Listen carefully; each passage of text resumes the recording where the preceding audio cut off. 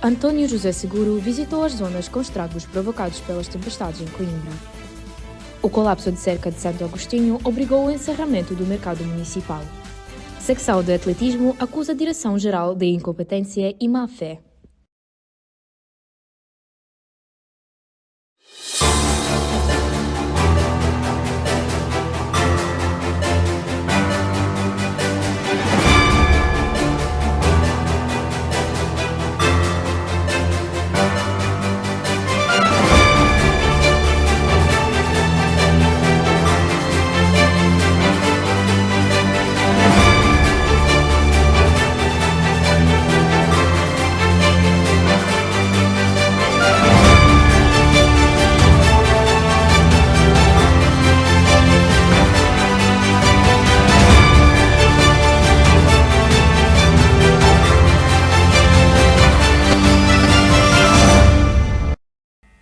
Olá, boa noite, meu nome é Eugênia Escola e sejam bem-vindos a mais uma emissão de Hora Académica. A Quantuna, Tuna Mista de Faculdade de Ciência e Tecnologia da Universidade de Coimbra, vai promover nos dias 20 e 21 de fevereiro, na cidade de Coimbra, a 22ª edição do Festival 8 Badaladas, o mais antigo festival de tunas mistas da cidade. A Agência Portuguesa do Ambiente prevê que a margem direta esteja totalmente fechada até 27 de fevereiro. O dique provisório que está a ser construído impedirá que os campos agrícolas fiquem alagados com a água proveniente do rio Mondego. A Faculdade de Economia da Universidade de Coimbra celebrou no dia 10 de fevereiro o Dia de Sociologia. O evento teve um enfoque na reflexão sobre o panorama político e social atual, reunindo tanto os convidados nacionais como os internacionais. A Faculdade de Economia da Universidade de Coimbra assinala o Dia da Sociologia. Henrique Martins define o tema da edição deste ano como bastante relevante no panorama político atual. O Dia da Sociologia este ano é marcado por uma temática muito diferente, é a democracia e o populismo, que ao longo dos últimos anos nós temos vindo marcado por temas que refletem mais a atualidade. Este ano escolhemos muito este tema, muito também pelo que tem acontecido recentemente nas últimas eleições, onde temos vindo uma ascensão da extrema-direita. Vimos que a segunda volta teve um representante do que é a extrema-direita eleitoral cá em Portugal. O membro do Núcleo de Estudantes de Sociologia da Associação Académica de Coimbra destaca ainda a importância da presença de especialistas internacionais nos diversos painéis existentes. Devemos dar a voz e ouvir pessoas de outros lados do mundo. Iremos contar com a presença também de investigadores da América do Sul e da América do Norte, visto que é essencial ouvir a opinião de diversas outras pessoas para podermos ter uma opinião diferente do que é a democracia nos outros sítios do mundo e não focarmos tanto na nossa ideia eurocêntrica do que é a democracia e a ascensão de populismos. A iniciativa aborda também outras temáticas e está integrada na Semana da Sociologia, evento que decorre desde 2021. Ator Robert Duvall, conhecido pelos seus papéis em filmes como O Padrinho e Apocalipse Now, faleceu neste domingo, dia 15 de fevereiro, com 95 anos de idade. O workshop de Língua Gestual Portuguesa decorreu na Sala C16, no Departamento de Química, e assinalou a importância da inclusão dos estudantes com limitações na atividade académica. O Workshop de Língua Gestual Portuguesa é uma iniciativa promovida pelo Núcleo de Estudantes de Química, em colaboração com o Núcleo de Estudantes da Faculdade de Letras e o Carro de Língua Gestual Portuguesa da Escola Superior de Educação de Coimbra. A Presidente da Comissão do Carro sublinha a falta de informação e sensibilização em torno desta língua e da comunidade surda. Claro que as pessoas conhecem que há surdos na nossa comunidade, mas não é uma coisa muito falada, mesmo nas escolas, no secundário, no primeiro ciclo, e claro que estas pessoas precisam de todo o apoio, de intérpretes em todos os trabalhos que façam para conseguir a comunicação entre as pessoas ouvintes e as pessoas surdas, e o facto de não ter muita visibilidade torna muito difícil esse tipo de comunicação. A sessão conta com a aprendizagem do abecedário, dos números, das cores e abrange o tema Química e Letras. Destaca-se a importância destas atividades para promover a inclusão na comunidade académica. A Presidente do Núcleo de Estudantes da Faculdade de Letras revela o interesse dos estudantes pela língua gestual portuguesa. Nós já tivemos alguns debates sobre como até deve ser considerado, se calhar, uma disciplina de ciclo, de básico, e nós geralmente até fazemos um curso de primeiro grau, segundo grau de língua gestual. Ana Rita, responsável pelo pelouro de atividades recreativas e integração estudantil do Núcleo de Estudantes de Química, salienta a contribuição dos núcleos para uma academia mais acessível. Aponta ainda os desafios associados à adesão a este tipo de iniciativas. Ter o apelo e a vontade das pessoas de quererem participar, acho que isso tem sido um problema bastante grande, mas até houve uma considerável quantidade de pessoas que quiseram se inscrever. O workshop teve lugar no dia 10 de fevereiro, na sala C16 do Departamento de Química. A primeira feira de empresas, realizada pelo Núcleo de Estudantes de Matemática da AAC, reuniu as empresas com o objetivo de apoiar a transição de vida académica dos estudantes para a vida profissional. Realizou-se no dia 11 de fevereiro a primeira feira de emprego organizada pelo Núcleo de Estudantes de Matemática, em parceria com o projeto Primatizar o Futuro. A iniciativa reuniu várias empresas com o objetivo de aproximar os estudantes do mercado de trabalho e de apoiar a transição da universidade para a vida profissional. Maneiras de mostrar aos alunos de matemática outras saídas que há para o futuro dos jovens matemáticos. Portanto, um bocadinho ver o que é que eles podiam trabalhar nestas empresas. A organização foi relativamente simples a partir do momento em que começámos a receber respostas, ou seja, essa foi a parte mais difícil, foi obter respostas das empresas. Foi um pouco tentativa e erro, falámos com várias empresas, vimos o que é que se aproximava dos nossos mestrados, da nossa licenciatura e com isto tudo conseguimos 10 empresas para a nossa primeira feira. O programa incluiu as apresentações de 10 minutos por parte de cada empresa, onde foram partilhadas informações sobre áreas de atuação, perfis procurados e oportunidades disponíveis. Nós temos uma grande percentagem dos nossos colaboradores que estão na Faculdade de Economia, que é normal, que é onde nós estamos associados, mas efetivamente nós já temos pessoas de Psicologia, de EGI, portanto nós queremos criar esta cultura que é uma junior empresa para a UC toda e portanto vir aqui a recrutar também pode ser importante para nós. É uma mais-valia para os alunos porque não só conhecem de forma particular as nossas áreas e o que é que eles podem vir a fazer no que toca a oportunidades. Nós vamos tendo aqui os nossos estágios como estágio de verão, estágios de primeiro emprego e depois definirem um bocadinho a sua carreira mediante as áreas de interesse. Após as apresentações, decorreu um coffee break que permitiu aos estudantes conversar diretamente com os representantes das empresas, colocar questões e trocar contactos. O Núcleo de Estudantes espera poder repetir a iniciativa no futuro, reforçando a ligação entre a universidade e o mercado de trabalho. António José Seguro visitou as zonas com estragos provocados pelas tempestades em Coimbra. No fim da sua visita, o atual Presidente da República optou por não prestar declarações. A cerca de Santo Agostinho colapsou na passada terça-feira e obrigou ao encerramento temporário do Mercado Municipal Dom Pedro V e da Rua Martins de Carvalho. A reabertura do estabelecimento está prevista para amanhã, dia 19 de fevereiro. Na passada terça-feira, dia 11 de fevereiro, a cerca de Santo Agostinho colapsou por volta das 6 da manhã. A estrutura, pertencente ao Colégio de Santo Agostinho, onde está sediada a Faculdade de Psicologia e Ciências da Educação da Universidade de Coimbra, é propriedade da Santa Casa da Misericórdia de Coimbra. O primeiro desabamento ocorreu no sábado e levou à retirada de 7 pessoas das suas habitações, realojadas em casas de familiares e na Santa Casa da Misericórdia de Coimbra.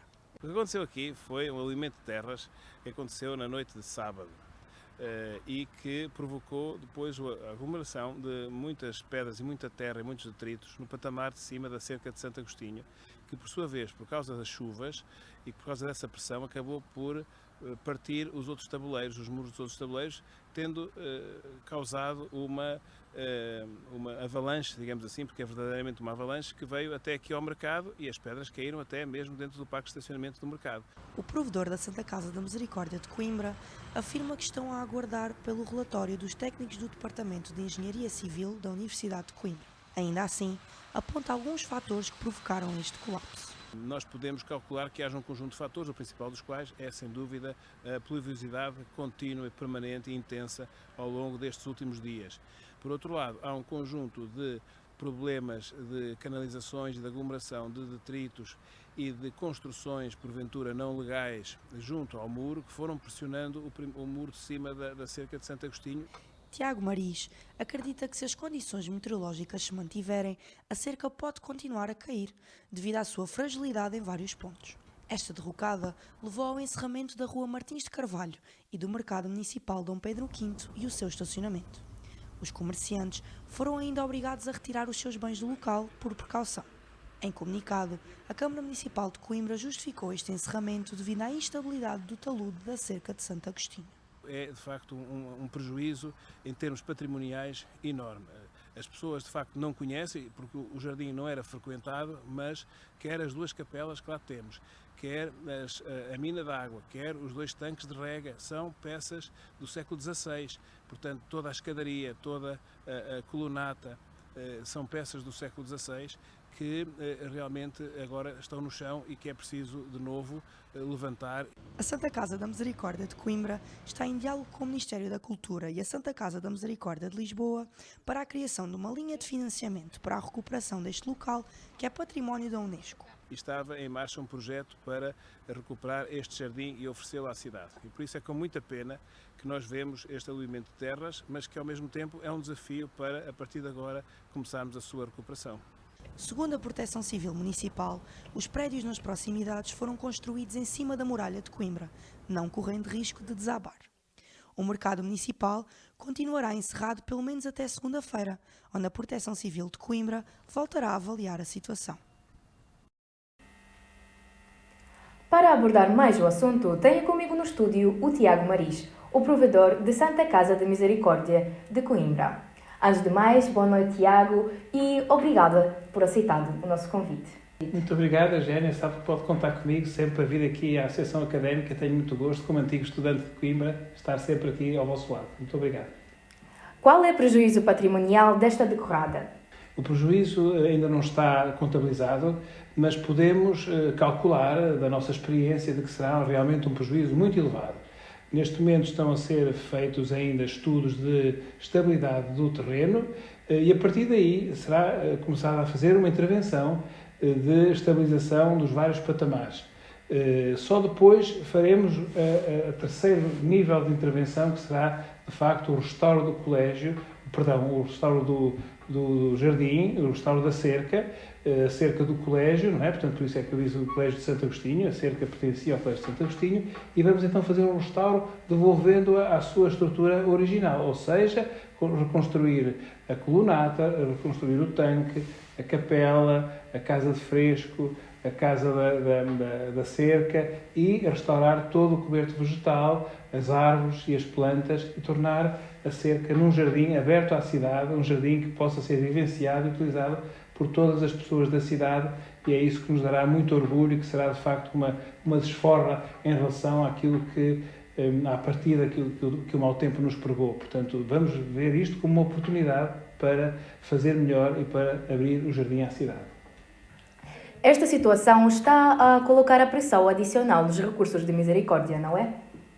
Sim, de facto, esta situação deverá ser equacionada até como um desafio à parte, para o qual nós estamos já a desenvolver ações no sentido de aproveitar as linhas de financiamento que existem, quer da Santa Casa da Misericórdia de Lisboa, quer do Instituto do Património, quer até recebemos recentemente um donativo da Santa Casa da Misericórdia de Macau, na China, não é?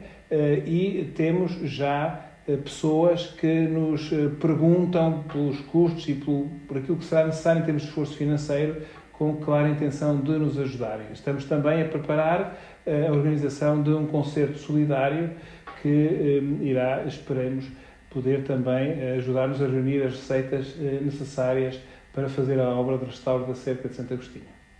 Pronto, então existem as necessidades assim mais urgentes nesse exato momento?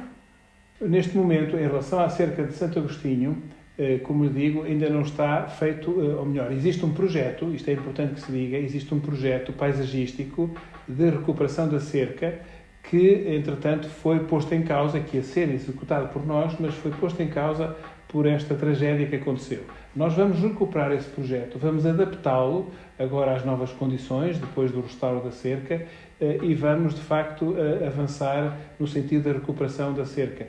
É evidente que estas obras, sendo património da Unesco, é muito importante perceber que estamos a fazer uma intervenção numa estrutura que pertence a um colégio universitário do século XVI e que é uma zona protegida pela Unesco e certificada como Património Mundial. Por isso, qualquer intervenção tem que ser muito cautelosa e tem sempre que respeitar os elementos essenciais e caracterizadores daquela cerca, não é? O que era uma cerca? Uma cerca era um campo onde os frades e os colegiais do Colégio de Santo Agostinho, que é hoje a Faculdade de Psicologia e que também pertence à Misericórdia, descansavam uma vez por semana, passavam ali a tarde, estudavam, liam e cultivavam as plantas e cultivavam o terreno e rezavam. Portanto, era um espaço aberto, mas ao mesmo tempo cercado, sem contacto com o exterior, porque os frades não podiam, estavam em regime de clausura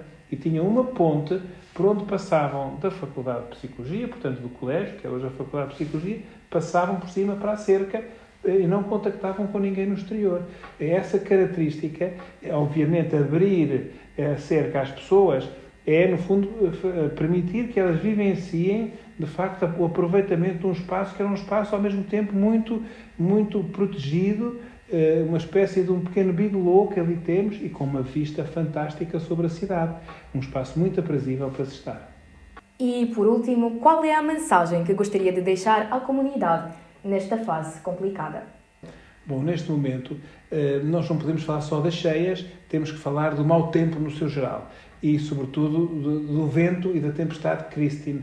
A tempestade Christine provocou, nas estruturas da Misericórdia, também muitos danos em telhados de estruturas do pavilhão que temos, de telhas do nosso lar, árvores que caíram e que estragaram vedações e que, por sorte, ninguém se magoou e, por sorte, de facto, não caíram em cima de nenhuma instalação, mas destruíram muros e, portanto, houve grandes prejuízos na estrutura funcional da Misericórdia, não é? Nos seus vários, a Misericórdia tem uma estrutura no CATI, o Centro de Acolhimento e Terceira Idade do outro lado do Rio, no seu lar. Tem aqui o Colégio dos Órfãos, hoje chama-se Colégio de São Caetano, o Centro de Acolhimento Residencial, onde tem jovens, tem a sua creche e tem os seus edifícios centrais, quer aqui a antiga sede, que é, de facto, o Colégio de Santo Agostinho, onde está o seu museu, a sua capela e também a Faculdade de Psicologia, que sofreu muito, o edifício do nosso Colégio de Santo Agostinho sofreu muito, mas aí a Universidade, de facto, interveio como arrendatária e, desde já, fez as reparações necessárias. E nós também, no nosso edifício central, no Colégio dos Dionianos, no Seminário dos Dionianos, tivemos, de facto, danos muito importantes, quer na nossa quinta, quer num pavilhão e nos telhados, sobretudo. Esse foi o primeiro ponto. O segundo ponto é a chuva. E a chuva, de facto, ficou marcada, ou marcou, digamos, a nossa vida através do que provocou da queda da cerca, do primeiro muro da cerca de Santo Agostinho. Foi claramente um excesso de água permanente durante vários dias que acabou por, de facto, tornar a terra muito pouco sólida e acabou por não conseguir impedir a queda do muro, que por sua vez depois provocou a queda dos outros muros. Sim, e acha que neste momento há riscos de agravamento da situação? Não, pelo contrário, neste momento já não há riscos nenhuns. Está absolutamente seguro que as casas que ficam junto à cerca de Santo Agostinho são casas que estão erigidas, estão edificadas em cima da muralha, a antiga muralha da cidade de Coimbra, e por isso estão em cima da rocha sólida, não estão minimamente em risco. O risco existe ainda em relação a eventuais quedas de mais pedras daquele muro que está junto à rua, mas a Proteção Civil e o município fizeram muito bem ao vedar a circulação e neste momento não se pode subir do mercado até à Faculdade de Psicologia, até porque está ainda lá um monte de pedras, não é? Mas, com as devidas cautelas, neste momento ninguém pode circular naquela zona, obviamente, mas penso que muito em breve começarão as obras de reparação e neste momento não existe risco, a não ser, obviamente, o risco de quem for para lá trabalhar nestas condições. Portanto, teremos que deixar secar a terra, teremos que retirar cautelosamente os montes de pedras que ali estão, teremos que trabalhar com máquinas terão que ser máquinas muito mais leves, até porque para entrar na cerca tem que ser máquinas e tratores muito mais pequenos, que não pesem tanto e nem que provoquem tantas vibrações, mas os técnicos com certeza que saberão acautelar essas situações e penso que neste momento não há qualquer risco, assim se mantenha o tempo com esta tendência de melhoria e de vir sol e tempo mais seco. E por fim, que mensagem é que gostaria de deixar à comunidade nesta fase difícil? Neste momento, eu sei que em toda esta região de Coimbra houve enormes prejuízos, houve muitas vidas afetadas e houve muitas instituições afetadas, instituições públicas e instituições privadas. O que é importante é salvaguardar e recuperar as casas das pessoas. Primeiro estão as pessoas. Obviamente que todos nós temos um gosto especial pelo espaço público e sobretudo pelos jardins. O cultivo dos jardins e do espaço público é muito importante e nós temos que nos habituar a estimar o espaço público e a recuperá-lo. Eu não falo só acerca de Santo Agostinho, falo, por exemplo, vocês são estudantes de Coimbra, falo, por exemplo, do Jardim da Sereia, que é aqui ao pé, que está completamente dizimado pela ventania, com imensas árvores no chão, completamente destruído. Precisa de ser restaurado quase tanto como a cerca de Santo Agostinho. Estou a falar do Jardim Botânico, que está completamente destruído também, com imensas árvores no chão. Portanto, digamos que eu incluiria estes 3 jardins, não é? No qual eu incluo, portanto, a cerca, a sereia e o botânico, como intervenções prioritárias no espaço público da cidade nos próximos tempos. Muito obrigada mais uma vez à sua presença, Tiago. A Universidade de Coimbra promove no dia 1 de março uma caminhada e corrida solidária. Metade do valor das inscrições reverte a favor de jovens e crianças com cancro. Ao SE Exploratório, Centro Ciência Viva da Universidade de Coimbra apresenta uma nova fase do projeto Dependência Sem Substância para crianças dos 6 aos 10 anos. O SE Exploratório, Centro Ciência Viva da Universidade de Coimbra, desenvolveu uma nova fase do projeto Dependência Sem Substância, com o programa Ciência para Além dos Ecrãs, destinado a crianças e jovens dos 6 aos 10 anos, durante a pausa letiva do Carnaval. E que tem como objetivo alertar para a utilização dos meios digitais, dos ecrãs da televisão, do telemóvel, do tablet, etc. E, portanto, estamos neste momento a fazer com crianças dos 6 aos 10 anos, a fazer estas atividades que pretendem sensibilizar para o tema e criar estratégias alternativas. O programa incentiva as crianças a explorar novas atividades longe dos ecrãs. É um contexto de sensibilização para a questão da utilização dos meios digitais e também uma lógica de criação de alternativas aos meios digitais.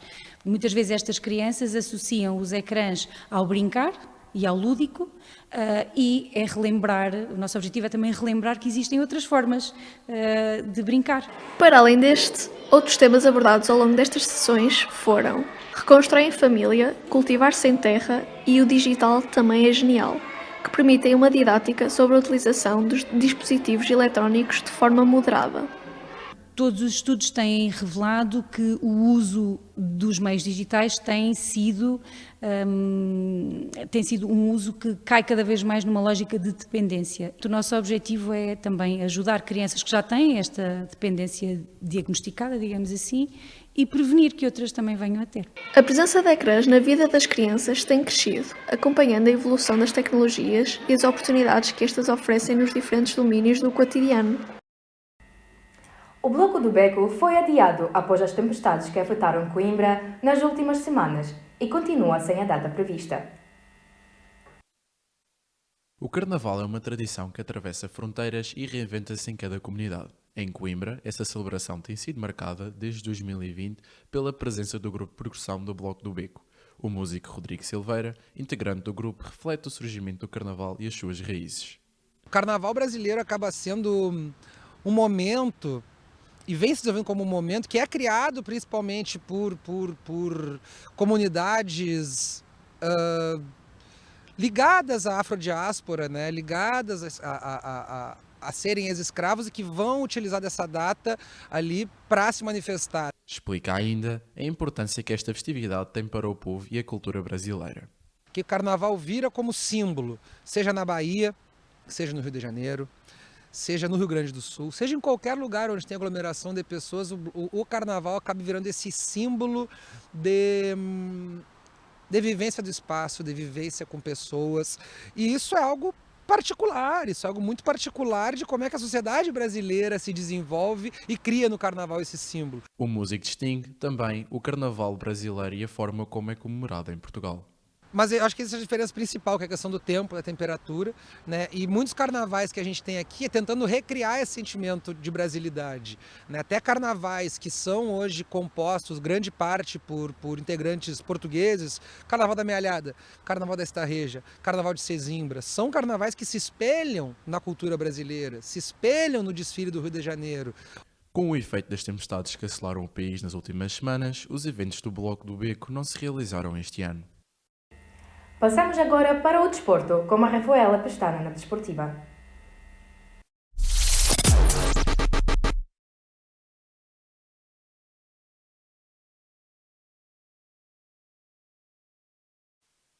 Boa noite, Eugênia, e boa noite a todos os que nos acompanham em mais uma hora acadêmica. Passamos então agora para as notícias e acontecimentos desportivos que marcaram estas últimas semanas. Ricardo Gonçalves, presidente da SAAC, acusa a direção-geral de reter verbas atribuídas pela Câmara Municipal de Coimbra. A secção de atletismo questiona também a nomeação da treinadora externa com ligação ao clube rival. A secção de atletismo da Associação Acadêmica de Coimbra acusa a nomeação de uma treinadora ligada a um clube rival e denuncia contactos com atletas da casa. A secção diz que a decisão foi tomada sem consulta interna e levanta suspeitas de conflito de interesses. Em causa está a ligação direta da treinadora da AC a um clube rival da Acadêmica. Segundo a secção de atletismo, a ligação da treinadora Ruth Lopes a um clube concorrente levanta dúvidas sobre a imparcialidade e proteção dos interesses da Acadêmica. Não me parece que haja qualquer conflito de interesses, porque o Grupo Recreativo Eirense é um clube filiado na Federação Portuguesa de Atletismo e o atletismo, neste caso do desporto universitário, é filiado na Federação de Atletas de Desporto Universitário.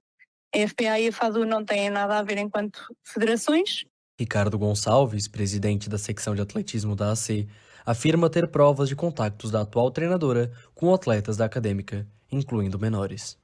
Nós temos registros de conversas tidas nas redes sociais com atletas menores, com atletas de 12 anos, a aliciá-los para esse clube.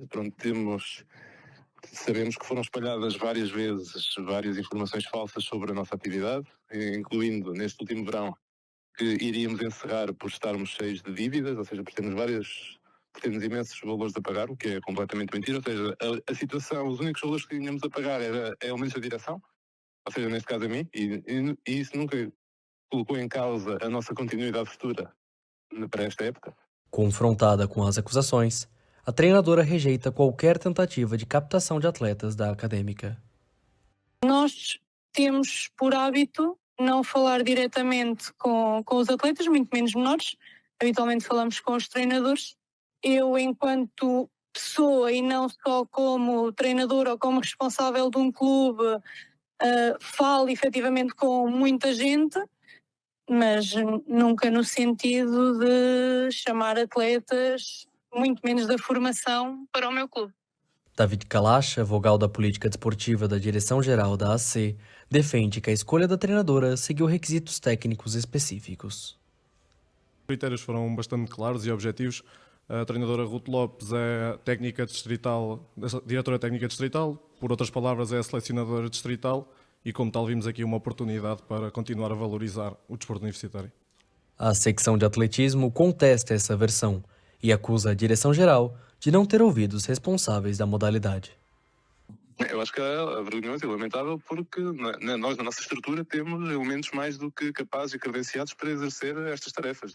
Temos outros treinadores que conquistaram títulos nacionais nos escalões de formação no ano passado. Portanto, nós não conseguimos tecnicamente perceber a necessidade de ver elementos de fora da casa. Ricardo Gonçalves aponta ainda a ausência de assembleias de secções esportivas como fator decisivo para o agravamento do conflito. Falta de diálogo, falta de oportunidade para expor estes problemas. Por exemplo, como eu referi também no e-mail que tiveram acesso, e nós já tínhamos a intenção de expor esta situação na Assembleia de Secções Desportivas que fosse realizada, após termos conhecimento dessa situação, mas infelizmente nunca houve uma Assembleia que nos permitisse expor essa situação no local próprio, não é? David Kalacha justificou a ausência de assembleias e secções esportivas com as recentes alterações dos estatutos da AC. No que toca à comunicação entre a direção-geral e a secção, o presidente do órgão desportivo afirma que houve contactos com os dirigentes, mas sem resposta considerada adequada. Falámos telefonicamente com o David Kalacha na quinta-feira, quando ele nos confidenciou esta situação. Falámos novamente na sexta-feira à tarde. Falámos com o presidente da Direção-Geral, o José Carlos Machado, na sexta-feira à noite. Por exemplo, para você até dizer o que é que o presidente da Direção-Geral me disse, lá está, não tenho provas porque isto é uma conversa telefónica, mas tendo eu relatado esta situação de aliciamento de atletas, etc., o presidente da Direção-Geral, que em vez de defender a estrutura da casa, disse-nos que nós devíamos era falar com a Federação Portuguesa de Atletismo. A TVAC tentou contactar o presidente da Direção-Geral da Associação Académica de Coimbra, José Machado, para confirmar o conteúdo da chamada referida por Ricardo Gonçalves. Uma fonte da Direção-Geral confirmou à TVAC a existência do contacto telefônico, mas afirma não ter conhecimento sobre o teor da conversa. Por se encontrar fora do país, não foi possível contactar José Machado. No plano financeiro, Antônio Lopes, atual vice-presidente da DGAC e tesoureiro no último mandato, esclarece o atraso na transferência de um subsídio aprovado pela Câmara Municipal de Coimbra. Ora, embora o valor tenha sido concedido em fevereiro de 2025, o valor só nos chegou à conta da Direção-Geral em outubro de 2025. Nesse momento o valor só não foi transferido na íntegra e não foi transferido de todo para a secção de atletismo, porque à data a secção de atletismo estava ainda com valores pendentes à Direção-Geral e ainda não tinha apresentado os relatórios de contas mensais. Quanto a eventuais consequências internas, António Saraiva, presidente do Conselho Fiscal, explica quais são os procedimentos formais previstos.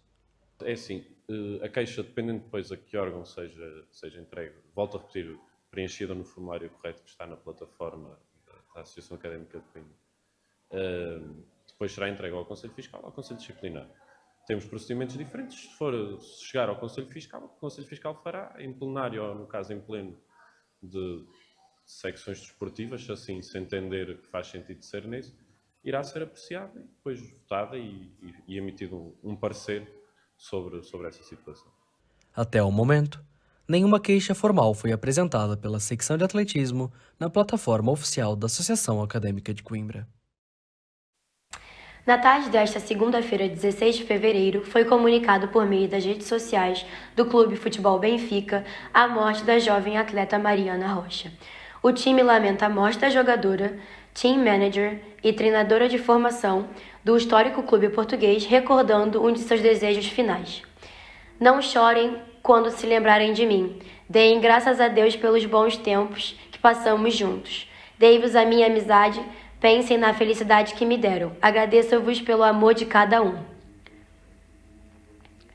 A causa da morte não foi publicamente divulgada. O velório aconteceu ontem durante a tarde e o funeral hoje pela manhã. Na noite passada ocorreu o jogo entre o Real Madrid e o Benfica, que contou com a vitória do time espanhol com um golo marcado pelo Vinícius Júnior aos 50 minutos de jogo. O mesmo terminou de forma polêmica. Logo após o golo da vitória, a comemoração de Vini Júnior trouxe um desentendimento com o avançado do Benfica, Prestiani, que, de acordo com as alegações do jogador brasileiro, teria o chamado repetidas vezes de mono, significado de macaco em castelhano. De acordo decorrente disso, foi iniciado pelo juiz o protocolo antirracismo instituído pela UEFA e pela FIFA, que condiz em paralisação do jogo ou até mesmo encerramento imediato com a derrota automática do time agressor, a punição para o jogador ou membro da equipe agressora. Porém, a paralisação, que durou apenas 10 minutos, causou grande descontentamento por parte da equipe espanhola. O jogo seguiu até o fim sem nenhum tipo de penalização devido à impossibilidade de prova do ocorrido, e a equipe do Benfica perdeu o jogo por 1-0 para o clube do Real Madrid. Mais de 90 dos 125 clubes da Associação de Futebol de Leiria encontram-se ainda com as suas atividades desportivas interrompidas, 19 dias após a passagem da tempestade Kristen pelo distrito. Em declarações à agência Lusa, o dirigente explicou que o levantamento de prejuízos tem sido dificultado pela falta de energia em campos e pavilhões. A situação é particularmente crítica no futsal, onde ainda não é possível apontar uma data de regresso às competições devido aos danos bastante significativos em pavilhões nos concelhos de Leiria e Pombal, alguns dos quais ficaram totalmente inutilizados. Além dos danos estruturais, vários recintos municipais continuam ocupados com serviços de apoio social às populações afetadas. A cidadã russa Anastasia Kucherova foi a encarregada de levar o cartaz com o nome da Ucrânia durante os desfiles da abertura dos Jogos Olímpicos de Inverno. A princípio, a decisão de quem carregaria os cartazes durante o desfile seria feita de forma aleatória. Porém, Anastasia fez questão de pedir para carregar o cartaz ucraniano como símbolo de apoio ao país. O atleta ucraniano Vladislav Hereshkevich apareceu em suas sessões de treino com um capacete homenageando os atletas que perderam suas vidas durante a guerra da Ucrânia. Entretanto, foi coagido a utilizar outro capacete ou outra maneira mais discreta de homenagem, senão seria proibido de participar dos Jogos. O atleta foi então desqualificado após recusar a proposta do Comitê Olímpico Internacional, o COI, e deixou os Jogos em protesto mostrando apoio ao seu país. O ex-ator Diogo Carmona, conhecido pelas telenovelas juvenis Morangos com Açúcar e Floribela, representará Portugal nos Jogos Paralímpicos de Inverno, que serão realizados entre os dias 6 e 15 de março deste ano. O skatista participará na modalidade de snowboard, será o primeiro atleta luso a participar dos Jogos, diz Comitê Nacional. Passamos agora para os resultados da Associação Acadêmica de Coimbra das últimas semanas. A Acadêmica OAF recebeu a vitória dos Guimarães em casa no dia 6 de fevereiro e ganhou de 1-0 com um gol marcado por Leandro Silva aos 58 minutos de jogo. Foi na passada sexta-feira, dia 6 de fevereiro, que a Académica OAF recebeu a formação do Vitória Sport Clube B em jogo a contar para a primeira jornada da fase de subida da Liga 3. Numa primeira parte equilibrada com poucas oportunidades, foram os visitantes os primeiros a chegar à área de Carlos Alves, mas sem grande perigo. Não demorou muito a resposta dos estudantes, com um cruzamento rasteiro de Candeias, com Alcobia a impedir Camilo Triana de abrir o marcador para a formação de António Barbosa. No segundo tempo, ambas as duas formações entraram com fome de golo e ao minuto 56 surge a primeira oportunidade de golo para os vimaranenses, com o remate cruzado de Guilherme Palma a obrigar o guardião da Briosa a uma excelente intervenção. Um minuto depois, surge o gol da Académica com Benny Sousa a picar sobre a defesa vimaranense e Leandro Silva com uma excelente desmarcação a desviar a bola do guarda-redes. Um passe fantástico do extremo emprestado pelo Benfica para um grande gol do capitão dos estudantes.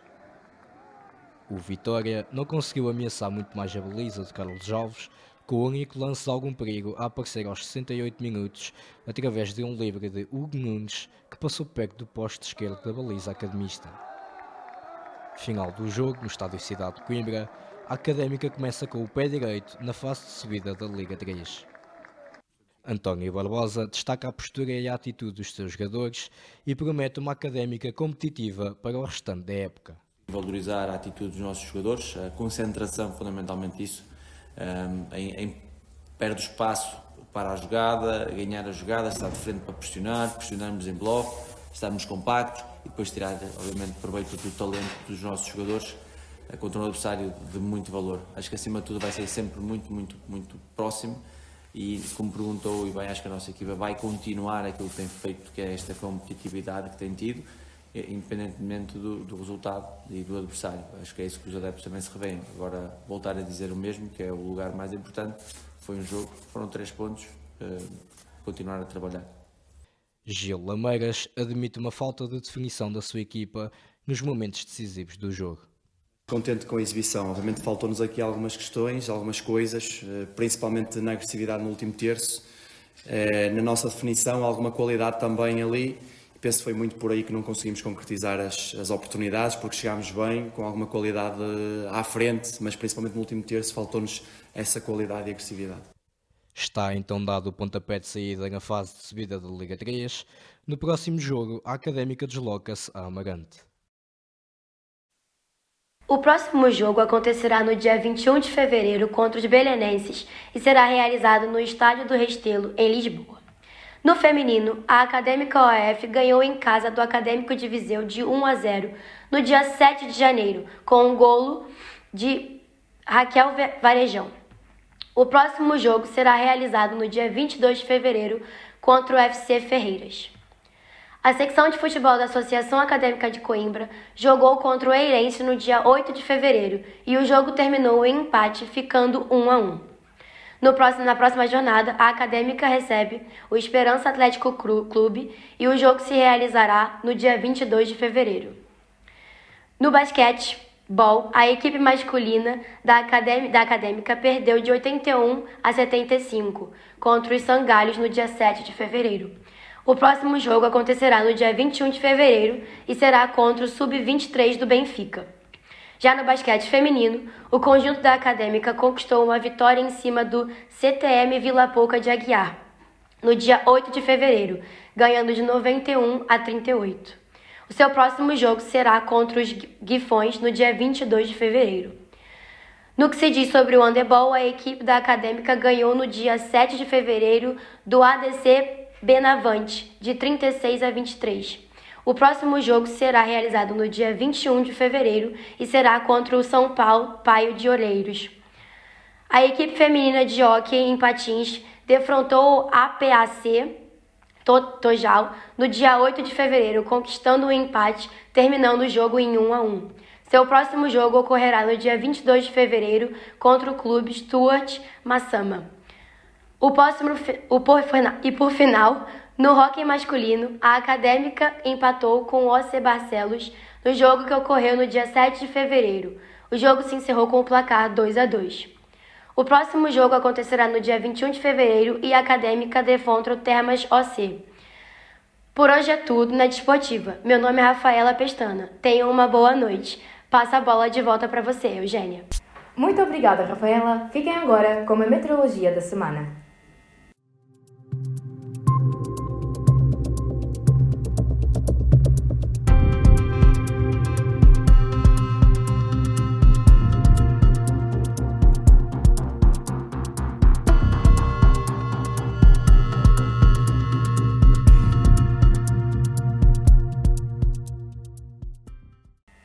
Assim, encerramos mais uma hora académica. Eu sou a Eugênia Escola e continuem a acompanhar a TVC nas redes sociais. Obrigada e boa noite.